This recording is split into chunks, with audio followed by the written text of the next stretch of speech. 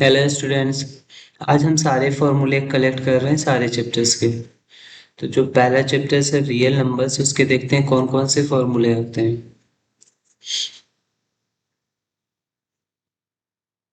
First chapter है हमारा real number.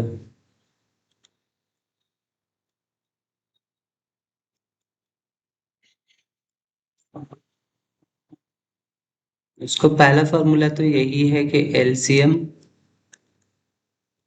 Into HCF is equal to product of two numbers. Product of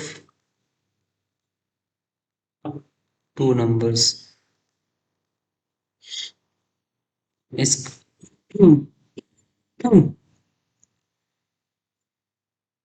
और इसमें फॉर्मूले के फॉर्म में हम ले सकते हैं कि जैसे मान लो एक्स कोई नंबर है, a b square c, y कोई नंबर है, a cube b c cube, और हमें इसका एलसीएम और एचसीएफ निकालने हैं और फिर ये फॉर्मूला वेरीफाई करने हैं। तो इसका एचसीएफ क्या हो गया? एचसीएफ में हमेशा कॉमन नंबर लेते हैं। तो ए तीनों में कॉमन है। सपोज करो एक और नंबर है यहाँ पे ए बी सी डी, तो ए कॉमन है सब में, तो ए लिखेंगे। उसमें से जो स्मॉलर पावर होगा वो हम पावर लेंगे। जैसे ए की पावर यहाँ पे 1 है, यहाँ पे 3 है, तो ए की पावर 1 लेंगे। फिर बी भी कॉमन है, बी की पावर भी 1 लेंगे स्मॉलर पावर। सी की पावर 1 लेंगे, और डी तो कॉमन है ही नहीं है, तो ए बी सी हमारा क्या हो जाएगा? एचसीएफ हो जाएगा। एलसीएम क्या होगा?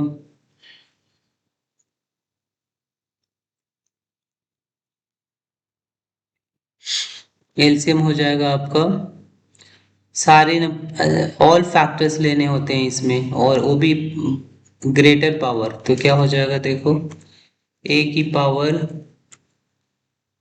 ग्रेटर कितना है? 3, बी की पावर 2, सी की पावर 3, और डी भी लेने होते हैं। फिर आप देखोगे कि एलसीएम इंटू एचसीएफ को मल्टीप्लाई करोगे और ये दोनों नंबर को मल्टीप्लाई करोगे तो सेम आएगा। तो ये फॉर्मूले के फॉर्म में ले सकते हैं। दूसरी बात ये है कि रेशनल नंबर प्लस ले लो इरेशनल नंबर, तो ये इरेशनल नंबर देगा। और irrational number plus rational number क्या देगा? इरेशनल। उसके बाद अगर माइनस भी हो रेशनल और इरेशनल का, वो भी इरेशनल नंबर ही देगा। Rational minus irrational, that means ये भी इरेशनल नंबर ही आएगा आपका।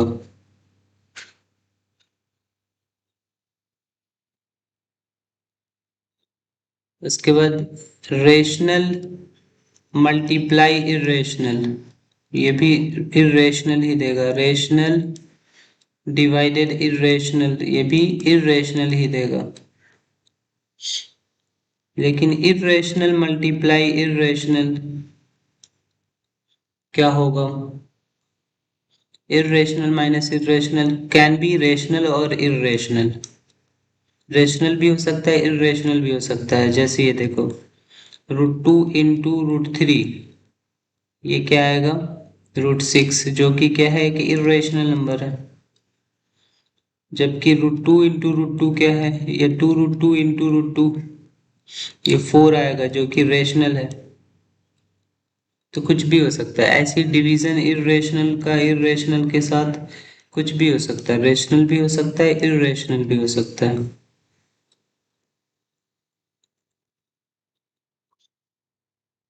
उसके बाद ये है कि जैसे मान लो जीरो, अगर मान लो 2 की पावर m इंटू 5 की पावर n, ऐसे फैक्टर्स किसी के हों, उसी के नंबर लास्ट में जीरो से एंड होंगे, एंड विथ जीरो। अगर 2 और 5 दोनों नहीं हो, दोनों में से कोई एक नहीं होगा, तो भी जीरो से एंड नहीं होगा। जैसे क्वेश्चन 2 की पावर 4 इंटू 5 की पावर 3, कितने जीरोज होंगे लास्ट में? तो हमें इसमें देखना है स्मॉलर पावर दोनों का क्या है, वही। 3 हमारा आंसर हो जाएगा।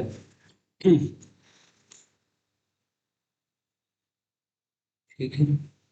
उसके बाद नेचुरल नंबर अगर बात की जाए, नेचुरल नंबर बात की जाए तो क्या होगा, नेचुरल नंबर 1 से स्टार्ट होता है, इनफाइनाइट तक जाएगा। नेचुरल नंबर हो गया। और ऑड नंबर क्या हो गया, ऑड नंबर होगा जो 2 से डिवाइड नहीं लगता है, ये सब सारे नंबर ऑड होंगे। इवन नंबर जो 2 से डिवाइड लग जाते हैं, जैसे 2 4 6, ये सब सारे नंबर।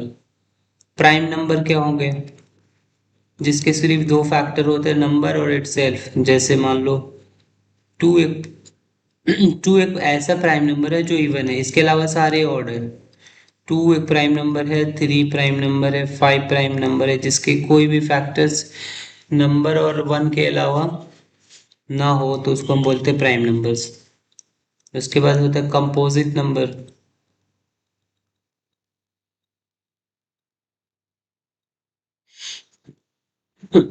कंपोजिट नंबर क्या होता है, जिसके दो से ज्यादा फैक्टर होते हैं। जैसे स्मॉलेस्ट कंपोजिट नंबर 4 है, फिर 6 है, फिर 8 है, 9 है, ये सब सारे कंपोजिट नंबर हो गए।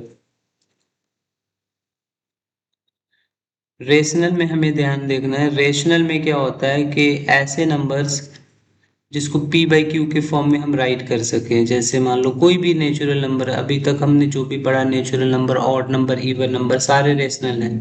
क्योंकि जैसे मान लो 3 है तो उसके नीचे आप क्या लिख सकते हो, 3/1। और यहाँ पे क्यू जीरो नहीं होना चाहिए, ध्यान रहे। जीरो भी एक रेशनल नंबर है, जीरो इज रेशनल।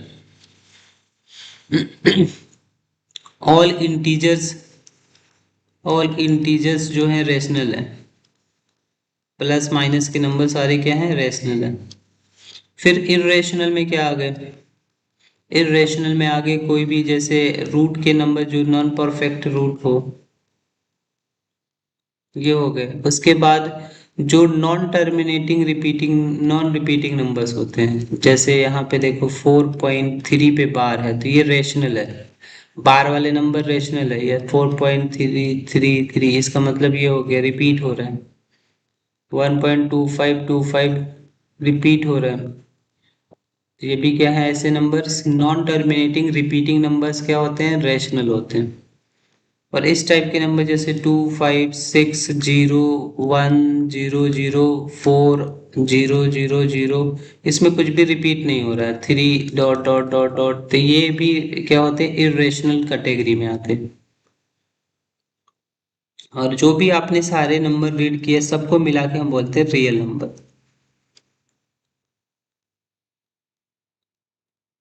फिर नॉन रियल नंबर कौन से होते हैं वो आगे क्लासेस में पढ़ने हैं, बस ये समझ लो रूट के अंदर नेगेटिव अगर कोई आता है तो ये नॉन रियल नंबर हो जाता है, नॉन रियल।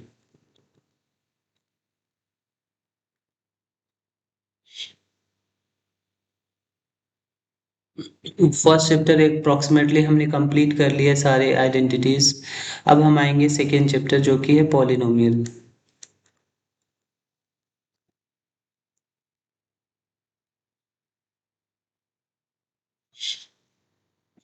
पॉलिनोमियल में आइडेंटिटीज यही है कि जैसे मान लो standard form of quadratic equation इस फॉर्मेट में होगा, ax² plus bx+c is equal to 0 ले सकते हैं हम।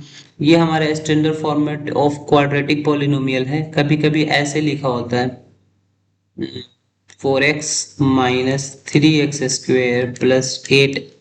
तो इसको हमें अरेंज करना होता है, 3x² मतलब पहले सबसे बड़ा पावर, फिर छोटा पावर, और फिर कांस्टेंट टर्म। ये हमारा standard format of quadratic polynomial हो गया।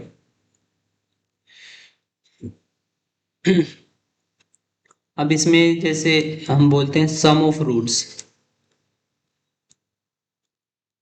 सम ऑफ जीरोस और रूट्स सेम चीज होता है। सम ऑफ जीरोस क्या हो गया, सम ऑफ जीरोस का मतलब ये हो गया कि एस से रिप्रेजेंट करते हैं और ये हम अल्फा प्लस बीटा बोलते हैं। और इसका फॉर्मूला होता है -b/a। और प्रोडक्ट ऑफ रूट्स क्या हो गया? प्रोडक्ट ऑफ रूट्स और जीरोस, जिसको हम p बोलते हैं, उसका फॉर्मूला क्या हो गया? Alpha beta is equal to c/a।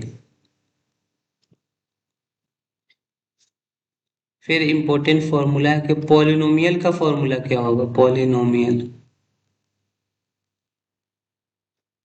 Polynomial का फॉर्मूला होगा k times x square minus sum of roots plus product of roots. इसको आप ऐसे भी राइट कर सकते हो, k times x square minus sum of root को alpha plus beta into x plus product of root means alpha beta. ये quadratic polynomial हो गया।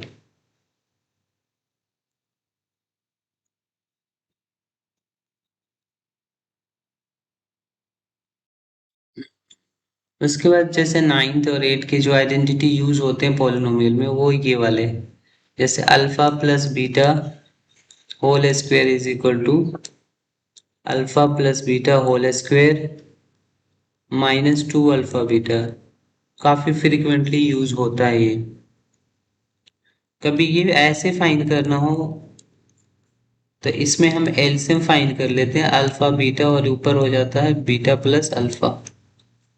कभी कभी हमें ऐसे फाइंड करना होता है 1/अल्फा स्क्वायर प्लस 1/बीटा स्क्वायर, तो हम एलसीएम फाइंड करते हैं ऐसे अल्फा स्क्वायर बीटा स्क्वायर, और फिर ये क्रॉस मल्टीप्लाई हो जाता है beta square plus alpha square. फिर इसको लिख देते हैं alpha plus beta whole square -2 alpha beta, और नीचे अल्फा बीटा होल स्क्वायर। फिर इसके फॉर्मूले पुट कर देते हैं। कभी कभी ऐसे आ जाता है alpha by beta plus beta by alpha. इसमें भी सेम करते हैं, अल्फा बीटा हमारा एलसीएम, फिर cross multiply alpha square plus beta square, फिर ये हो गया alpha plus beta whole square -2 alpha beta divided by alpha beta. फिर वैल्यूज पुट कर देते हैं sum of root product of root का।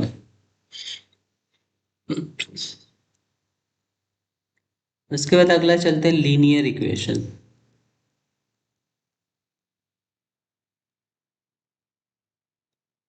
लीनियर इक्वेशन में पहले जो फॉर्मूला जो है वो कंसिस्टेंसी चेक करने के लिए है। जैसे दो पेयर ऑफ लीनियर इक्वेशन क्या होगा? a1x plus b1y plus c1। अगर मान लो नंबर इधर है, जैसे ऐसे है 3x plus 2y equal to 5, तो आपको क्या करना पड़ेगा? 5 को इधर लाके फिर स्टैंडर्ड फॉर्मेट में करना चाहिए। 2x plus 3x plus 2y minus 5 equal to 0। और जो दूसरा है a2x plus b2y plus c2 is equal to 0, और हमें क्या करना है इसका? हमें चेक करना है लीनियर इक्वेशन ये कंसिस्टेंट है कि नहीं। तो सबसे पहला कंडीशन है a1/a2 is not equal to b1/b2। इसको बोलते हैं यूनिक सॉल्यूशन। कॉन्सिस्टेंट, ये क्या है? कॉन्सिस्टेंट भी है, कॉन्सिस्टेंट सॉल्यूशन। और जब इनका ग्राफ बनाएंगे तो इंटरसेक्टिंग लाइंस होंगे, इंटरसेक्टिंग लाइंस। तो जैसे मान लो दो ग्राफ बनाए और ऐसे लाइन इंटरसेक्ट कर रहे हैं, तो इसको हम क्या बोलेंगे? कंसिस्टेंट या यूनिक सॉल्यूशन या intersecting lines.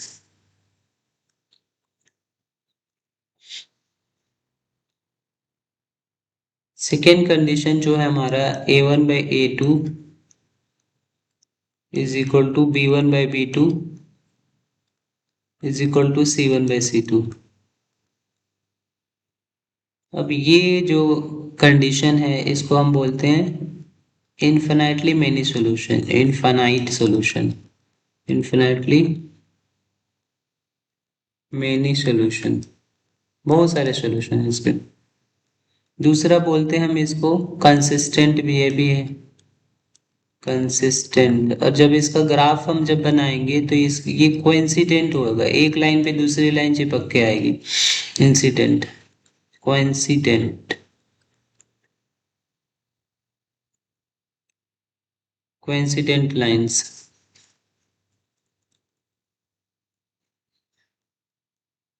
Coincident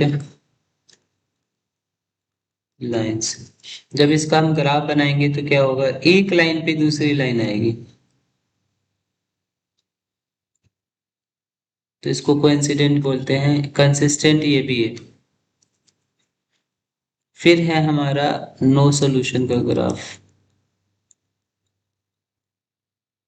a1/a2 is equal to b1/b2 is not equal to c1/c2। तो ये नो सॉल्यूशन होगा इसका। और इसी को इनकंसिस्टेंट बोलते हैं, इनकंसिस्टेंट। और फिर इसको हम बोलेंगे पैरेलल लाइन, जब इसके ग्राफ बनाएंगे तो पैरेलल लाइंस आएंगे।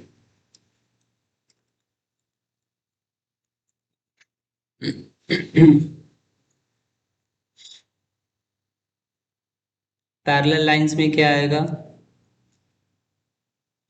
पैरेलल लाइंस में जैसे ऐसे हम ग्राफ बनाएंगे इसका, तो एक लाइन का ग्राफ ऐसे आएगा तो दूसरा ऐसे, इसको आगे बढ़ाने पे भी कभी मीट नहीं होंगे, तो ये पैरेलल लाइंस इनकंसिस्टेंट और नो सॉल्यूशन।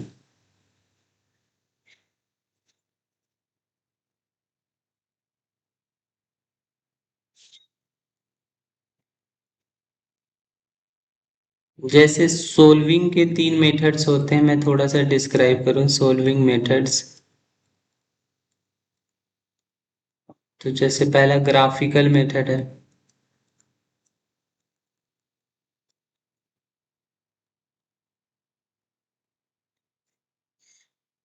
ग्राफिकल मेथड में सोल्व करने का मेथड ये है कि दो जो भी इक्वेशन गिवन है, जैसे मैं एक सिंपल सा इक्वेशन ले, x plus y is equal to मैं ले लूँ 5 और x minus y is equal to ले लूँ मैं 1। तो सबसे पहले क्या करते हैं, दोनों के पॉइंट्स लेते हैं, कम से कम एटलीस्ट 2 पॉइंट होना चाहिए।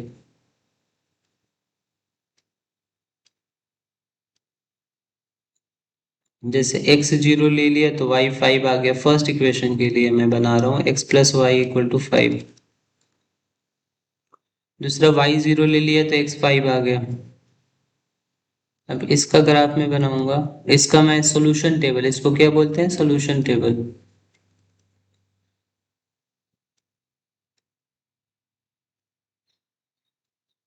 आप सोल्व करके भी, पुट करके भी चेक कर सकते हो, मैं यहाँ डायरेक्ट कर रहा हूँ। जैसे x 0 ले लिया तो y कितना आ जाएगा, -1। y 0 ले लिया तो x 1 आ गया। तो जब हम इसका ग्राफ बनाएंगे, प्लॉट करेंगे,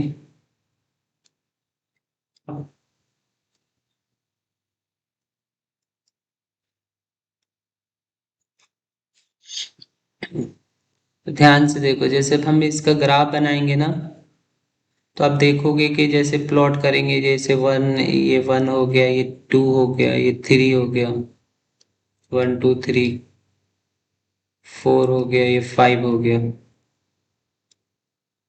और फिर ऊपर भी 1 2 3 4 5।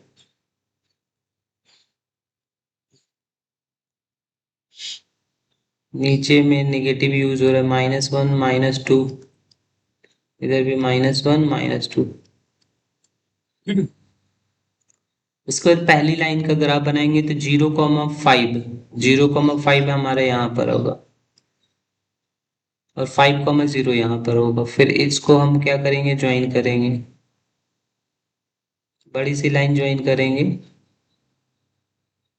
और फिर यहाँ पे इक्वेशन भी राइट करेंगे इसका, क्या है, x plus y is equal to 5। फिर 0,-1 यहाँ पर होगा, और 1,0 डेट मीन्स ये होगा।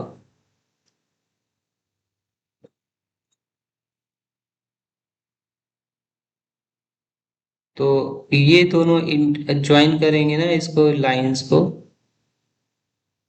तो कुछ यहाँ पे कट करेंगे। यहाँ पे हम क्या कर देंगे, इक्वेशन राइट कर देंगे x minus y equal to 1। अब इसके बाद हम इसको ज्वाइन करेंगे x एक्सिस से एंड y एक्सिस से। तो जहां पर x एक्सिस को कट करेगा वो x होगा, और जहां y एक्सिस को कट करेगा वहां y होगा। कभी कभी बोलता है कि ये जो इनक्लोज्ड एरिया है उसका एरिया भी निकालो, शेड करो, तो इसको हम शेड करेंगे। और एरिया कैसे निकालेंगे, area of triangle half base into height. Base हमारा यहाँ से यहाँ तक है, तो ये 1 हो गया, 2 3 4 हो गया बेस, और हाइट क्या होगा 2, तो 4 स्क्वायर यूनिट आ गया इसका एरिया।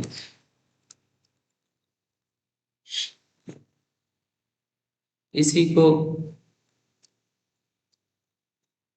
दो और इक्वेशन हम, एक सब्स्टिट्यूशन सीख लेते हैं और एलिमिनेशन सीख लेते हैं। जैसे मान लो एक है 2x plus y is equal to 3, और फिर है 3x plus 2y is equal to 5। हमें सोल्व करने इस इक्वेशन को दो मेथड से सोल्व करेंगे। एक यहाँ पे सोल्व करेंगे सब्स्टिट्यूशन,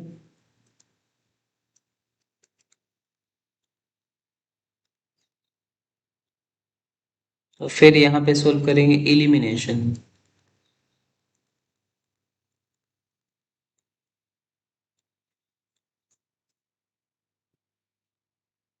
सब्स्टिट्यूशन में क्या करते हैं, जैसे फर्स्ट इक्वेशन सेकेंड इक्वेशन है, किसी एक इक्वेशन के को यूज करके हम लिखते हैं फ्रॉम वन, किसी एक इक्वेशन को यूज करके जो सिंपलेस्ट वैल्यू है उसकी वैल्यू फाइंड कर लेते हैं। जैसे y की वैल्यू फाइंड कर लिया 3 माइनस 2x, फिर ये वैल्यू सेकेंड इक्वेशन में प्लेस करते हैं, put y in second equation. तो क्या आ जाता है, 3x plus 2 times 3 minus 2x is equal to 5। तो 3x plus 6 minus 4x is equal to 5।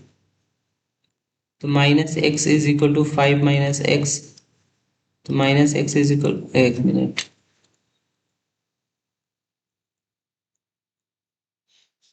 ये माइनस x हो गया, ये 5 माइनस 6 हो गया, तो minus x is equal to minus 1। तो x क्या आ जाएगा, माइनस माइनस कैंसिल करके 1।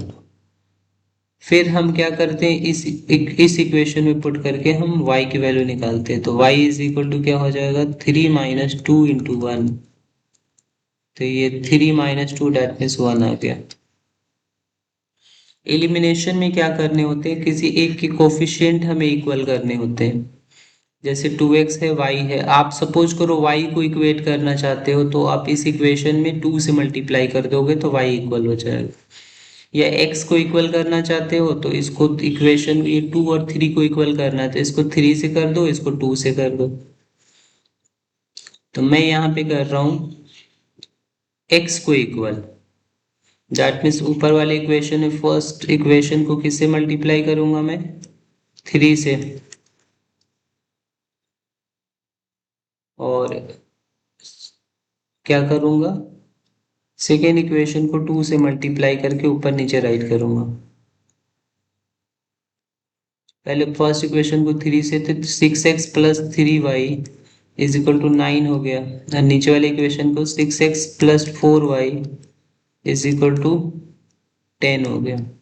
अब हमेशा ध्यान देखो, अगर सेम साइन है ना तो सब्ट्रैक्ट होगा, है ना। जैसे सेम साइन है तो सब, अगर माइनस माइनस भी होता, अगर इसका साइन जो इक्वल है तो भी हम सब्ट्रैक्ट करते हैं। साइन चेंज होता है सब्ट्रैक्शन में।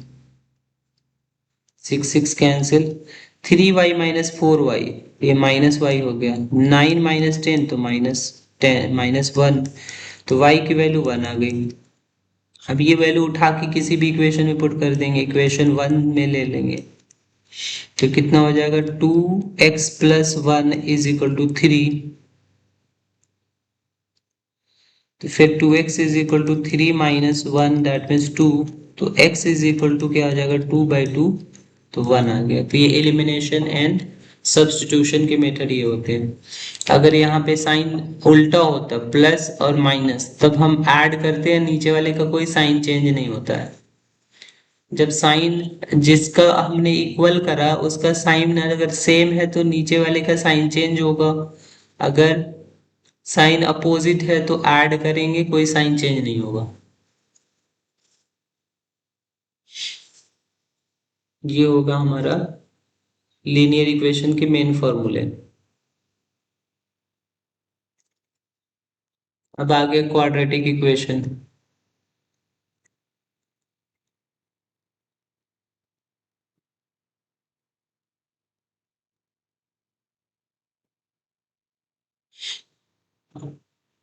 तो क्वाड्रेटिक इक्वेशन में मेन हमारा जैसे मान लो a x square plus b x plus c is equal to 0 है, तो आप क्या करोगे, जैसे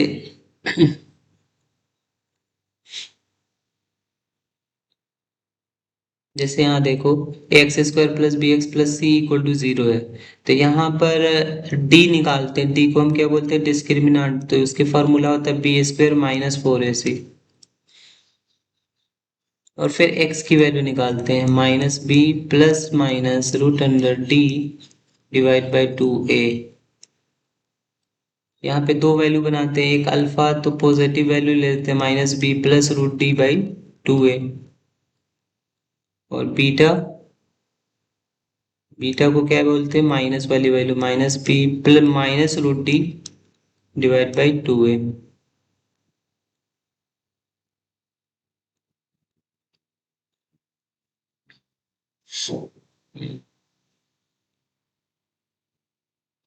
इसके बाद इंपॉर्टेंट कंडीशंस क्या हैं।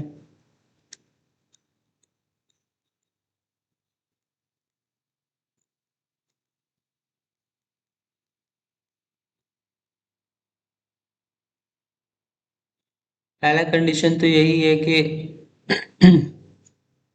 अगर d की वैल्यू इक्वल टू 0 आ जाए, d की वैल्यू इक्वल टू 0 आ जाए, तब हम इसको बोलते हैं रियल एंड इक्वल रूट्स। वो दोनों रूट्स क्या आ जाएंगे, x इज इक्वल टू आएगा, दोनों रूट्स यही आएगा माइनस बी बाई 2a, क्योंकि d तो 0 हो गया है यहाँ पे, तो यही हमारा सोल्यूशन होगा।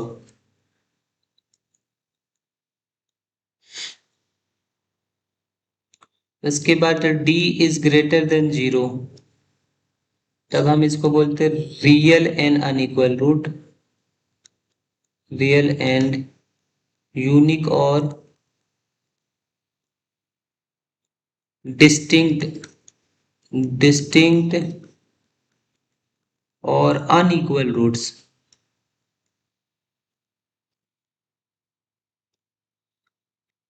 रूट्स और 0, इस केस में फॉर्मूला यही लगता है minus b plus minus root under d by 2a। एक बार प्लस लेते हैं, एक बार माइनस लेते हैं। फिर लास्ट क्वाड्रेटिक इक्वेशन का कंडीशन हो गया कि d इज लेस देन 0, मतलब that means d is negative. इस केस में नो रियल रूट्स होगा, और यहीं पे क्वेश्चन एंड हो जाएगा, नो रियल रूट्स, कोई रियल रूट्स नहीं होगा इस कंडीशन में।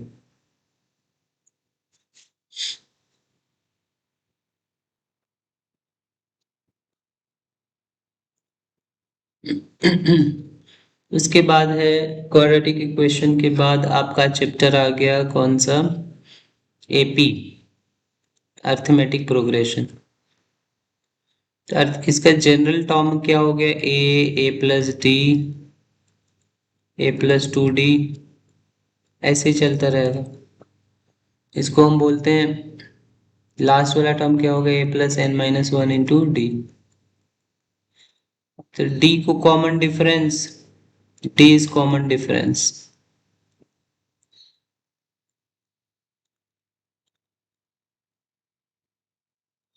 इसकी वैल्यू कैसे फाइंड करते हैं, कोई भी सेकेंड टर्म में से फर्स्ट टर्म माइनस कर लो, या कोई भी टर्म लो ए एन, उसमें से उसका उससे पहले वाला टर्म माइनस कर दो। इसका मतलब क्या हो गया? इसका मतलब ये हो गया कि अगर मान लो 10th टर्म में से 9 टर्म माइनस कर दे तो भी क्या आ जाएगा? डी आ जाएगा। फिर अगला जो फॉर्मूला हो गया हमारा, अगला फॉर्मूला जो हो गया nth टर्म का, a plus n minus one into D, हमारा क्या आ गया? nth term. फॉर एग्जाम्पल आपको 10th टर्म राइट करना है तो क्या लिखोगे? a प्लस 9d, डी एक कम हो जाएगा। a 100 लिखेंगे तो a प्लस 99 डी हो जाएगा। फिर है सम टू n टर्म्स, इसका फॉर्मूला होता है n by two, 2a plus n minus one into d. या इसका एक और फॉर्मूला होता है एस एन का, n by two a plus a n, a plus a n. A n का एक और फॉर्मूला होता है एस एन माइनस वन। इसका मतलब ये हो गया, अगर मान लो 10th टर्म फाइंड करने हैं तो अगर S10 में से S9 माइनस करोगे तो आपका ये 10 आ जाएगा। एक फॉर्मूला आता है nth टर्म फ्रॉम लास्ट, इसका डायरेक्ट फॉर्मूला होता है term from last.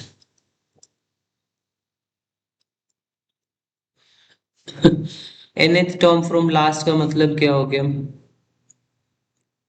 nth term from last का मतलब ये हो गया कि आपका जैसे सीधा फॉर्मूला हो गया L minus n minus one into D.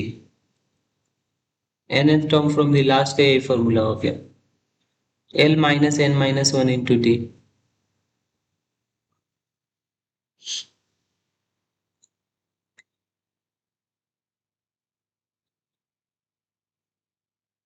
nth term from the last find करने का एक और मेथड होता है कि आप रिवर्स कर दो। जैसे मान लो ये 2 4 6 ऐसे 48 नंबर टोटल है, मैं बोलूं कि 10th term from last find करो, 10th term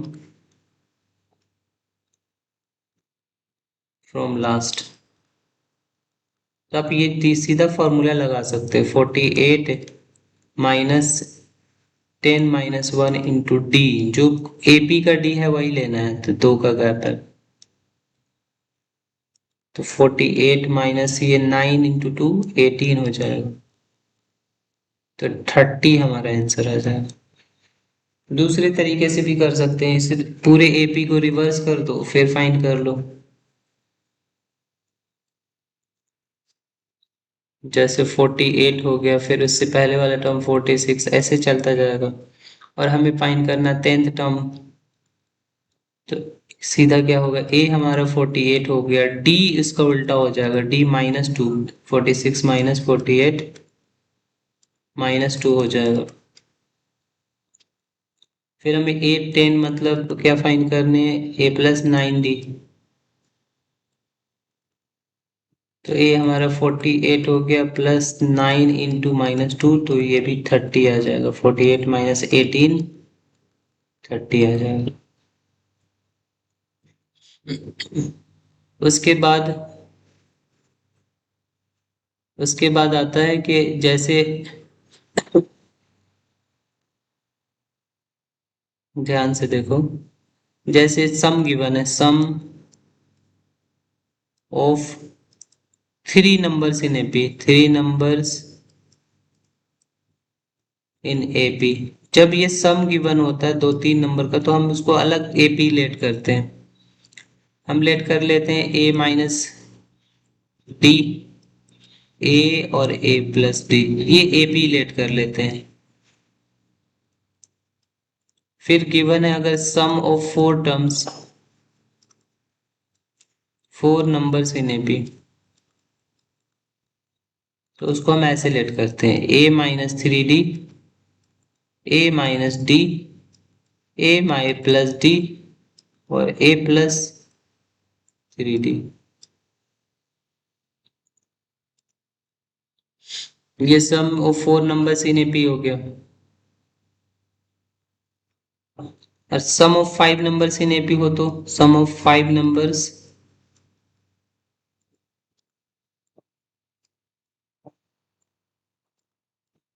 some of 5 numbers in AP हो तो क्या होगा?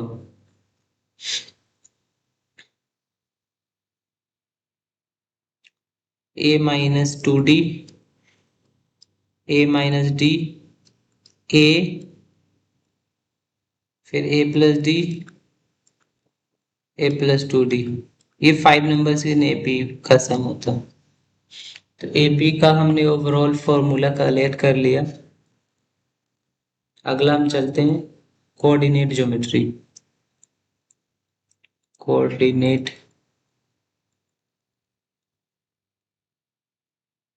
ज्योमेट्री, इसमें पहला तो यही है कि जैसे मान लो कोऑर्डिनेट ज्योमेट्री में डिस्टेंस फार्मूला है। जैसे ए बी कोई पॉइंट है, ये हमारा x1 y1 है, और बी x2 y2 है। तो ए बी का जो डिस्टेंस होगा वो क्या होगा? Root under x2 minus x1 whole square plus y2 minus y1 whole square.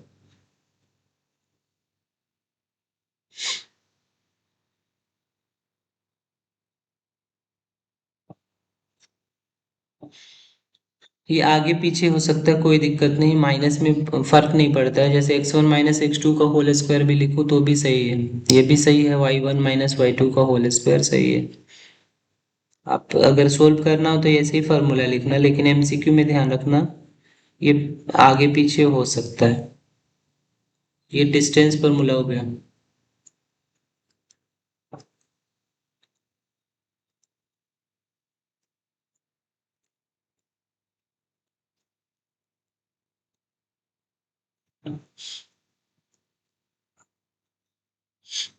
Distance formula के बहुत सारे एप्लीकेशंस होते हैं। जैसे ए बी सी 3 पॉइंट्स हैं, इसको बहुत कुछ प्रूफ कर सकते हो। पहला कोलिनियर में क्या होगा? कोलिनियर में कोई भी दो डिस्टेंस का सम थर्ड लार्जेस्ट के इक्वल होगा। Sum of any two equal to largest. अगर मान लो ऐसे आ गया a b plus b c is equal to a c आ गया, तो ये कोलिनियर होगा।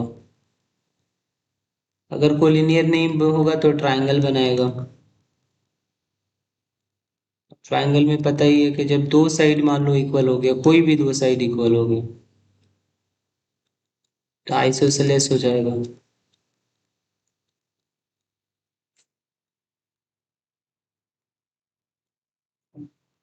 अगर तीनों साइड इक्वल हो जाएगा, ए बी बी सी और सी, ये तीनों इक्वल हो गया तो इक्विलेटरल हो गया।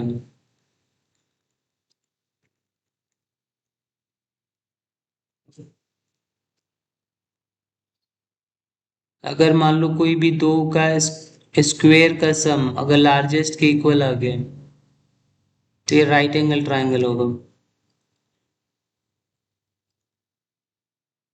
Right angle triangle.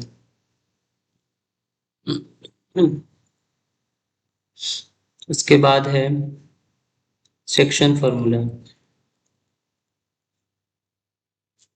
उसके बाद डिस्टेंस फार्मूला के और क्या एप्लीकेशन करते हैं? जैसे जनरली अगर एक्स एक्सिस पे कोई पॉइंट लेते हैं ना, जैसे ध्यान से एक्स एक्स एक्सिस पे कोई भी पॉइंट लोगे तो 1,0 के फॉर्म में लोगे, और वाई एक्सिस पे कोई भी पॉइंट लोगे 0,a के फॉर्म में लोगे, जिससे कैलकुलेशन इजी होगा। अगर बोलता है कि कोई पॉइंट P दो अलग पॉइंट से इक्वी डिस्टेंट में है, तो ऐसे बनाने हैं हमें, उसी लाइन पे नहीं बनाने हैं, ऐसे ऐसे। फिर ये डिस्टेंस निकालेंगे, ये डिस्टेंस निकाल के हमें इक्वेट करना होता है। जैसे ऐसे भी मिड पॉइंट भी हो सकता है, लेकिन आपको ऐसे नहीं बनाने हैं। Mid point is a special case. ये पॉइंट अगर यहाँ पे बीच में आ जाएगा तो ये मिड पॉइंट हो जाएगा। ये नहीं बनाने हैं जब बोले इक्वी डिस्टेंस, तो ये तब बनाने हैं जब एग्जैक्टली बोले कि मिड पॉइंट है, तभी हम करेंगे। आगे आ गया सेक्शन फॉर्मूला।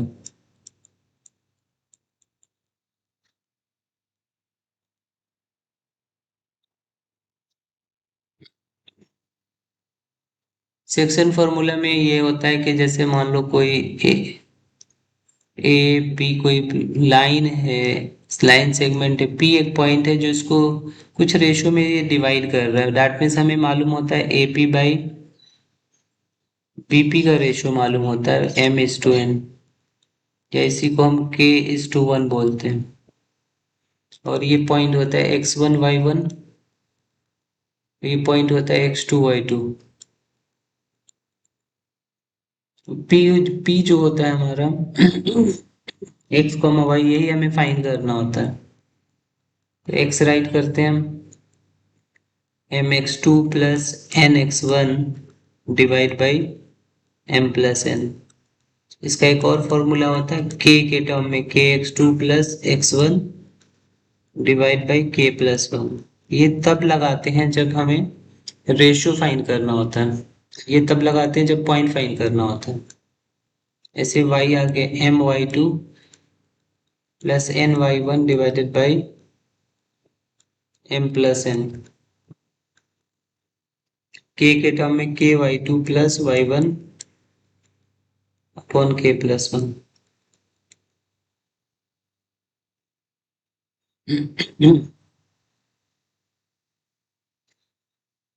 फिर मिड पॉइंट क्या होता है कि मिड पॉइंट मतलब एग्जैक्टली रेशियो जो हो केस, जैसे ए और बी है, मिड पॉइंट की मतलब क्या हो गया,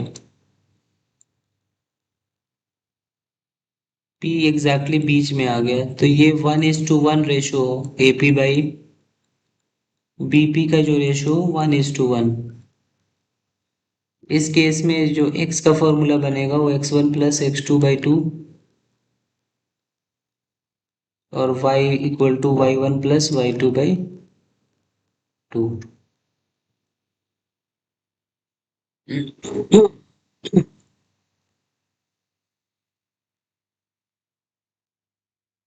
मिड पॉइंट हो गया।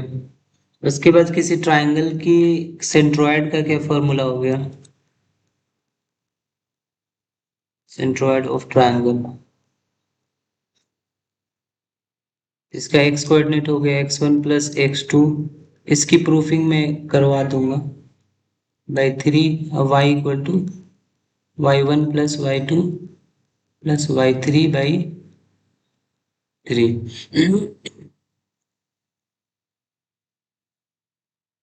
ये सेंट्रोइड के कोऑर्डिनेट हो गए।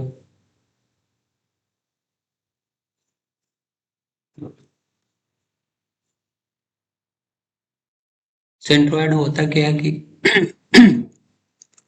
ये इंटरसेक्टिंग पॉइंट ऑफ मीडियन होता है, इंटरसेक्टिंग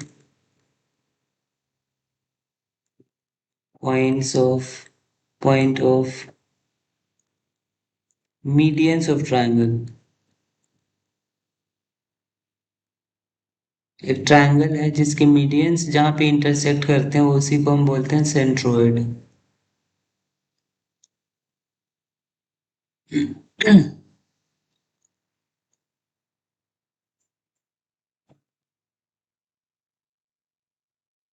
कुछ इंपॉर्टेंट पॉइंट है, जैसे ये देखो, अगर सर्कल गिवन है, डायमीटर्स गिवन है, तो यहाँ पे मिड पॉइंट लगता है, मिड पॉइंट फॉर्मूला लगता है। जैसे ए और बी के जो मिड पॉइंट होगा ना वो सेंटर होगा। x1 y1 x2 y2, ये होता है हमारा एक्स वाई सेंटर होता है। इसका मतलब सेंटर का कोऑर्डिनेट इज इक्वल टू बाकी दो के मिड पॉइंट होते हैं। ऐसे y भी हो जाएगा y1 plus y2/।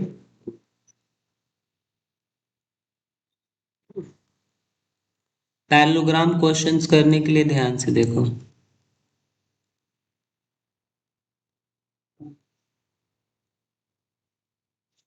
Parallelogram question करने के लिए सेक्शन फॉर्मूला से पैरेललोग्राम के क्वेश्चंस करने हैं तो कैसे करेंगे? हमेशा ध्यान दो, पैरेललोग्राम बनाएंगे और उसके डायगोनल्स के मिड पॉइंट को इक्वेट करेंगे तो आ जाएगा आंसर। हम इसमें करेंगे mid point of AC is equal to mid point of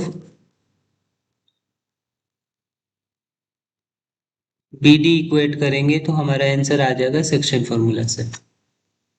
उसके बाद क्वाड्रिलेटरल की प्रॉपर्टीज क्या होती है वो देख लेते हैं।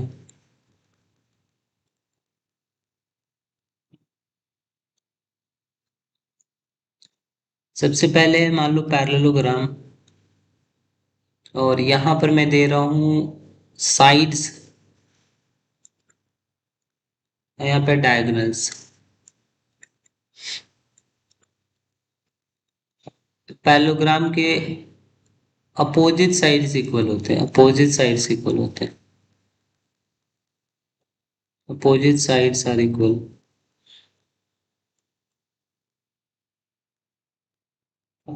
डायगोनल्स नॉट इक्वल होता है।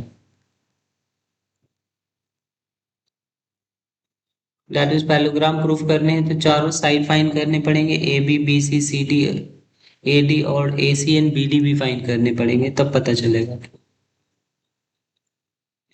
पैरेललोग्राम की तरह ही होता है रेक्टेंगल, रेक्टेंगल में भी सेम होता है, बस क्या होता है ये सेम होता है और डायगोनल्स इक्वल होते हैं।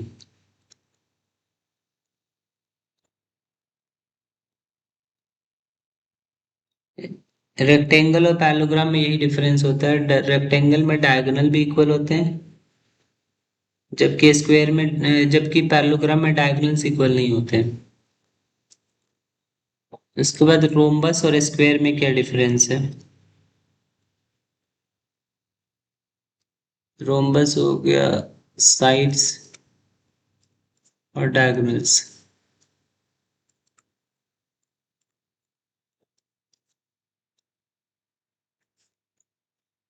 रोम्बस के sides all are equal, all sides are equal.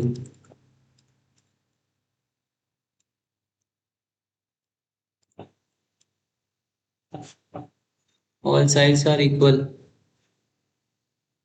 diagonals not equal,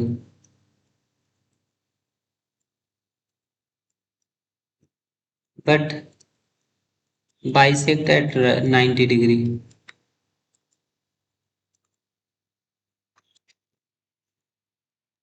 square की क्या प्रॉपर्टी होती है? तो ऑल साइड्स आर इक्वल होता है इसमें, डायगोनल्स आर आल्सो इक्वल, और bisect at right angle. Diagonals are equal and bisect at 90 degree. तो ये स्क्वायर की प्रॉपर्टीज हो गई। अब हम ट्रिगो की आइडेंटिटी देखते हैं, ट्रिगोनोमेट्री।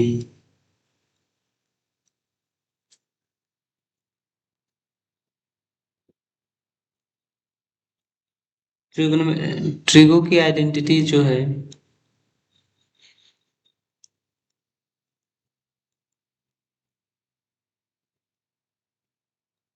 सबसे पहले तो ये देखने हैं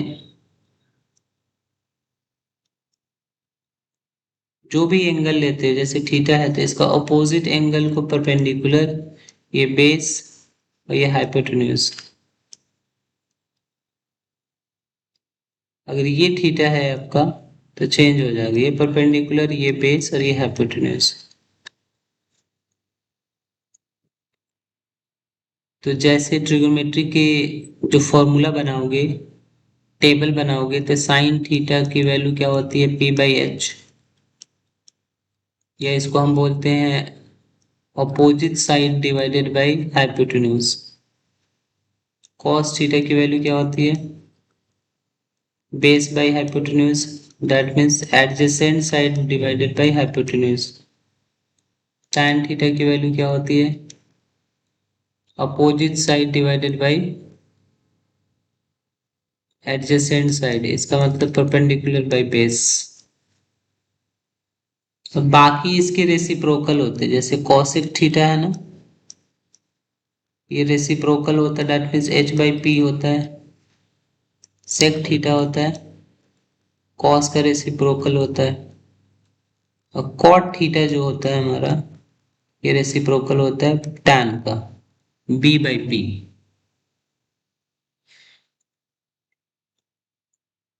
देखो कौन किसके रेसिप्रोकल है, एक बार लिस्ट कर लो। साइन थीटा किसके रेसिप्रोकल है, कॉसेक थीटा का। कॉस थीटा किसके रेसिप्रोकल है, सेक थीटा का। टैन थीटा किसके रेसिप्रोकल है, कॉट थीटा का। तो जब भी रेसिप्रोकल चीजें होती है, दैट मीन्स कॉसेक थीटा जहां भी आएगा उसको क्या करना है, 1/sin थीटा लिख सकते हो। और उनका जब प्रोडक्ट निकालना होगा तो रेसिप्रोकल वाले का जो प्रोडक्ट होगा वो हमेशा क्या होगा, 1 होगा। कॉसेक थीटा और साइन थीटा का प्रोडक्ट क्या होगा, 1 होगा, क्योंकि इसको लिख सकते हो 1/sin, और साइन साइन कैंसिल हो जाएगा। ऐसे ही सेक थीटा जो है 1/cos थीटा है। सेक थीटा जहां भी आएगा 1/cos थीटा पुट करोगे, या sec theta into cos theta क्या आएगा, 1 आएगा। ऐसे कॉट थीटा जो है 1/tan थीटा हो जाएगा। और इन दोनों का प्रोडक्ट क्या होगा, cot theta into tan theta, या tan theta into cot theta, 1 होगा।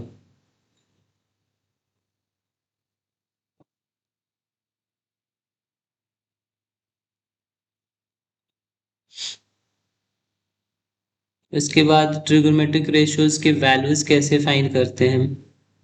तो आप क्या करें, आपको याद ही होना चाहिए। देखो सबसे पहले हमें क्या करने हैं, साइन राइट करने हैं, साइन। और यहाँ पे थीटा है, theta 0 degree, 30 degree, 45 degree, 60 degree, 90 degree. इसको लिखने का तरीका भी होता है कि आप क्या करो, 0 से 1 तक, वो तरीका मैं मेन क्लास में मैं करा दूंगा, अभी तो बस फॉर्मूले देख रहे हैं। साइन 0 जो होता है 1/2, सॉरी साइन 0 होता है 0, sine 0 is 0, sine 30 is 1/2, sine 45 is 1/√2, sine 60 is √3/2, sine 90 is 1। Cos write करना है तो आप क्या करोगे, कॉस थीटा राइट करना हो तो बस इसको उल्टा कर दोगे, 1√3/2, 1/√2, 1/2 और 0। फिर tan थीटा राइट करने हो तो साइन थीटा और cos थीटा का डिवीजन होता है tan थीटा, दैट मीन्स 0/1 0। इसको इससे डिवाइड करोगे तो 1/√3 आएगा। सेम नंबर को डिवाइड करो 1 आएगा, इसको डिवाइड करोगे √3 आएगा। 1/0 नॉट डिफाइंड, या इसको इन्फिनिटी बोल सकते हो। फिर साइन का रेसिप्रोकल क्या होता है, कॉसेक। कॉसेक 0 क्या हो जाएगा, 0 का रेसिप्रोकल इज नॉट डिफाइंड। फिर 1/2 का रेसिप्रोकल 2, 1/√2 का रेसिप्रोकल √2, इसका रेसिप्रोकल 2/√3, 1 का रेसिप्रोकल 1। फिर सेक थीटा जो होता है वो किसका रेसिप्रोकल होता है, सेक कॉस का रेसिप्रोकल होता है, तो 1 का रेसिप्रोकल 1, 2/√3, √2, 2 नॉट डिफाइंड। फिर tan जो होता है वो, कॉट जो होता है वो tan का रेसिप्रोकल होता है। 0 का रेसिप्रोकल नॉट डिफाइंड, 1/√3 का रेसिप्रोकल √3, 1 का रेसिप्रोकल 1, ये 1/√3, और ये 1/∞, दैट मीन्स 0। तो ये वैल्यूज हो गए।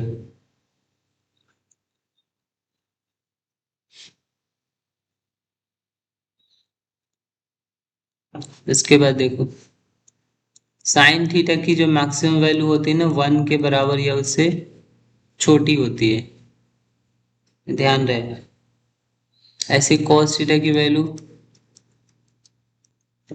अब एक चीज ध्यान से देखो, जैसे साइन थीटा जो होता है ना, वो लेस देन थीटा होता है, कॉस थीटा होता है for theta less than 45 degree पे। 45 पे दोनों सेम होते हैं, उससे पहले पे कॉस थीटा की वैल्यू बड़ी होती है, दैट मीन्स कॉस 0 1 होता है, साइन 0 0 होता है, तो कॉस बड़ा होता है। और फिर साइन बड़ा हो जाता है कब, कॉस के कब बड़ा हो जाता है, जब थीटा ग्रेटर देन 45 डिग्री हो जाता है। tan थीटा और cot थीटा की वैल्यू कुछ भी हो सकती है, कैन बी एनी नंबर बस। और फिर सेक थीटा और कॉसिक थीटा की वैल्यू होती है हमेशा 1 से बड़ी होती है, या उस क्या होगी, 1 कॉसिक थीटा की वैल्यू हमेशा क्या होगी, 1 से बड़ी होगी। ये उल्टा लिख दिया था ना साइन थीटा की वैल्यू मैंने, साइन थीटा की वैल्यू 1 से हमेशा क्या होगी, छोटी होगी, और cos थीटा की वैल्यू भी 1 से हमेशा छोटी होगी, ये ध्यान रहे। साइन थीटा cos थीटा दोनों की वैल्यू 1 से छोटी होगी, और कॉसिक सेक थीटा की वैल्यू 1 से बड़ी होगी या इक्वल होगी सेक थीटा। सेक थीटा की वैल्यू 1 से बड़ी होगी, और कॉसिक थीटा भी क्या होगी, 1 से बड़ी होगी।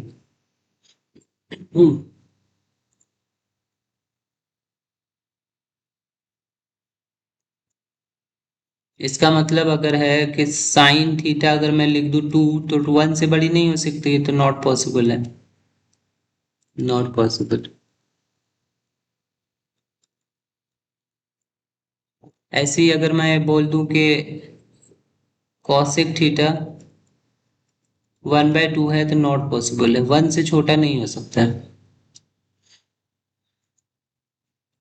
उसके बाद मेन आइडेंटिटीज है, आइडेंटिटीज। पहली आइडेंटिटी है sine square theta plus cos square theta is equal to 1। यहाँ से दो और आइडेंटिटी बनेगा, 1 minus cos square theta sine square theta होगा। अगर ये उल्टा ऐसे हो जाता है कॉस स्क्वायर थीटा -1, तो ये हो जाएगा minus sign square theta.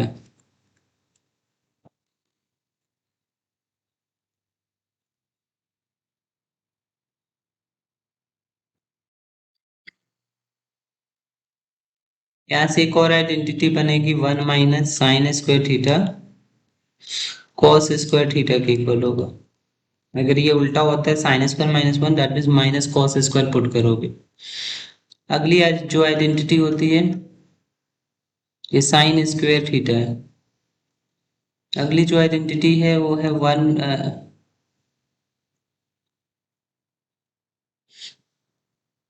Sec square theta minus tan square theta is equal to 1। यहाँ से दो आइडेंटिटी बनेगा, 1 plus tan square theta sec square theta होगा, और सेक स्क्वायर थीटा -1 ये tan स्क्वायर थीटा होगा।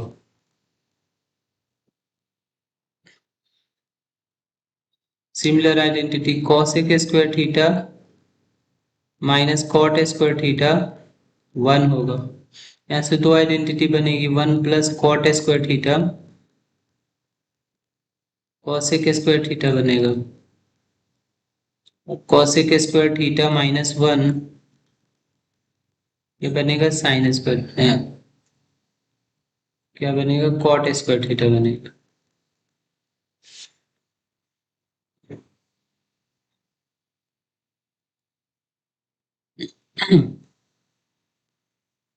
उसके बाद जैसे tan थीटा जो है, tan थीटा की identity sine theta by cos theta बहुत ज्यादा फ्रीक्वेंटली यूज होता है, और कॉट थीटा की वैल्यू जो है cos theta by sin theta. बाकी रेसिप्रोकल वाला यूज होता है, जैसे sec थीटा जनरली होता है तो हम उसको लिख देते हैं 1/cos थीटा, और cosic थीटा जब आता है तो हम लिख देते हैं 1/sin थीटा, फिर सोल्व होता है।